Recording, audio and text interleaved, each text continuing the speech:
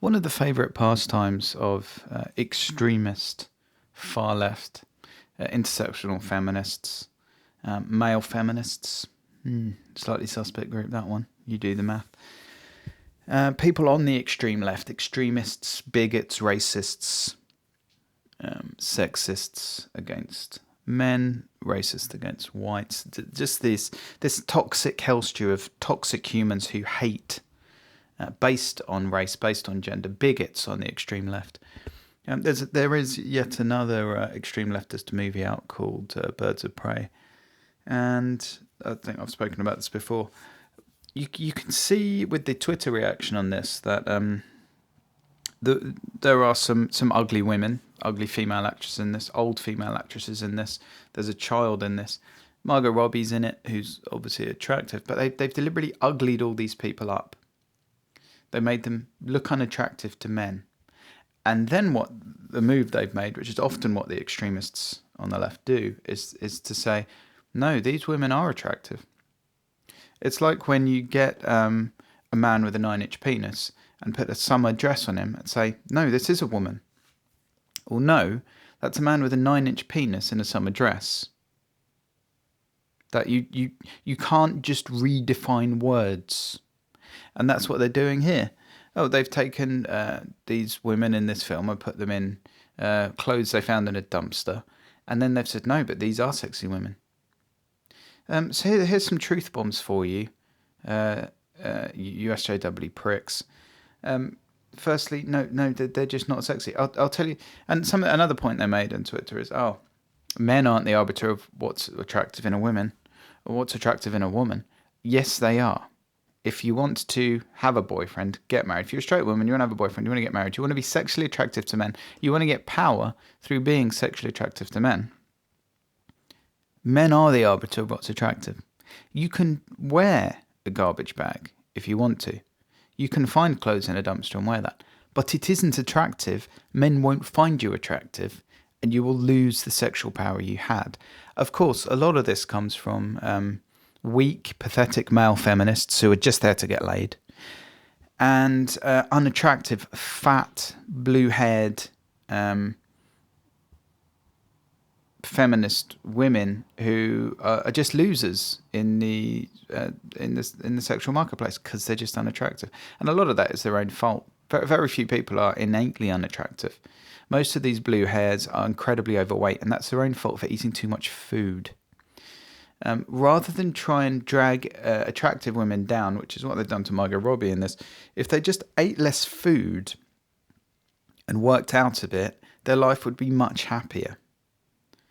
If they put 1/10 of the energy into eating fewer hamburgers than they do to smashing the patriarchy, which isn't a real thing, which doesn't exist. The matriarchy exists, not the patriarchy. They put just a little bit of effort into not being an unhealthy fuck. The world would be much better, they would be much happier, and we wouldn't have to deal with bullshit like this. No, men are the arbiters of what an attractive woman is. Just like women are the arbiters of what an attractive man is. Gays aside. Yet again, the extremist left is trying to reinvent words, and they're saying reality is the opposite to how it is. That doesn't make it so. The reality isn't the way you think it is, you dumb fucks. And of course, the fact a straight white male had the audacity to even comment on this on Twitter, Matthew Kaddish. Again, you see the same, just utterly brainless moves from the extreme leftists. So he makes some reasonable points. Women and men want to see attractive women on screen. Female cosplayers want to emulate attractive women. Why? Because being an attractive woman, dressing attractively, dressing sexy, gets you attention. It gets you sexual power, and it looks nice. It's pleasant to look at attractive women in cosplay. It's pleasant to look at attractive men in cosplay.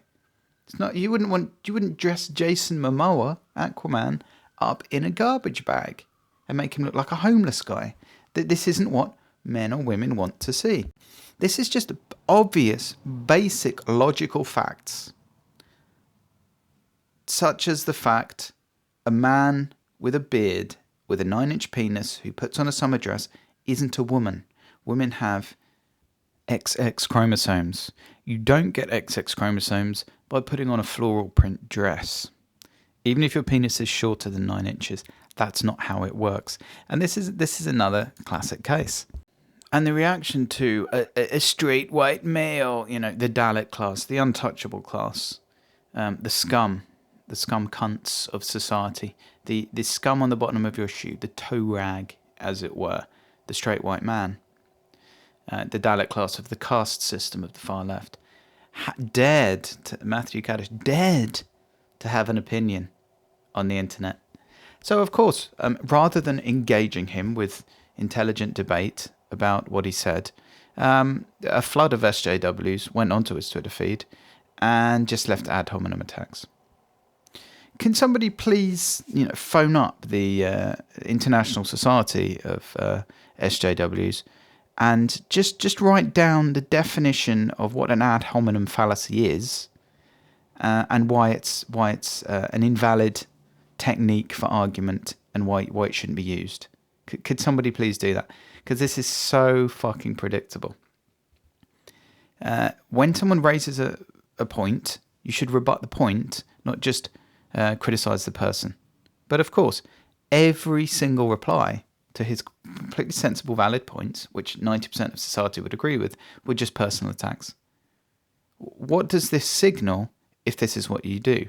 It signals that A, you're just not very intelligent. B, you're extremely young and inexperienced at any kind of debate or argument, and you haven't come across an ad hominem fallacy. Or 3, it demonstrates that you have no argument, and your only recourse is to say he's got a small dick or something, to make a joke about pee-pee, because you have no actual argument that you can rebut what he said with. You're basically saying he's correct.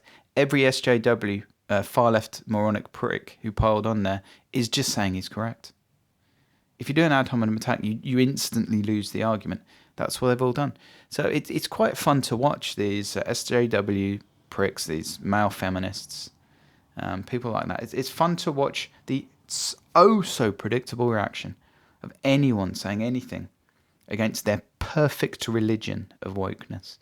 Look at that. Look at these SJWs. Look at this SJW movie. It's a perfect movie that's beyond criticism. This is Citizen Kane, except a bit better because it's about women. This is the greatest movie ever made. Look, and how dare a straight white man criticize it? I mean, just think about the construct of all of that for a minute. SJW woke movies are beyond criticism, are they? Or no, they can be criticised a bit, but not by straight white men.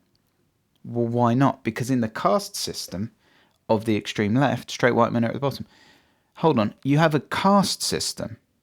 Yes, we have a caste system in the extreme left. And you think caste systems are good, do you? Yes, only when they discriminate systematically against straight white men. Wow. That's just a brilliant little existence you've carved out for yourself there. Nothing wrong with that at all. No. As long as we only discriminate against the Jew, against the straight white man, it's all fine. You couldn't make this shit up. I mean, if you had to come up with the worst possible fucking idea you could come up with, it would be hard to beat intersectionality, wokeness, and the extreme left. This is just a hate movement. Intersectionality, wokeness, the far left, all these SJW fucks on Twitter. This is a movement based on hatred of a group, based on a group that is defined through immutable characteristics they didn't choose and can't change. Because you can't be transracial, even though you can be transgender. Go figure. This is just a horrific set of moves. It's amazing. Society is backwards here. People are scared to shoot down wokeness, which is obviously bigoted, racist, sexist. People are scared to shoot that down, but they're not scared to publicly declare themselves an SJW or publicly align with wokeness. This should be the other way around. If you're woke, you should be terrified of saying anything in public for fear of being called out. Because if you're woke, you are by definition a bigot. you are by definition a racist and a sexist. I think that the obvious truth of how people should deal with this, we're beginning to see it. Lawrence Fox has dipped his toe in the water. Everyone fucking backs him, aside from a very small minority of either low intelligent, very young, or just clueless fucks on the extreme left. He's dipped his toe in the water. I think the floodgates are going to open. And it's time to do your bit. The Deviant Developer Podcast. Tap subscribe in any podcast app to never miss an episode. Please leave a review on iTunes and like on YouTube. It's essential to spread the word. To contact me or make a welcome donation, go to thedeviantdeveloper.com. Your support is greatly appreciated.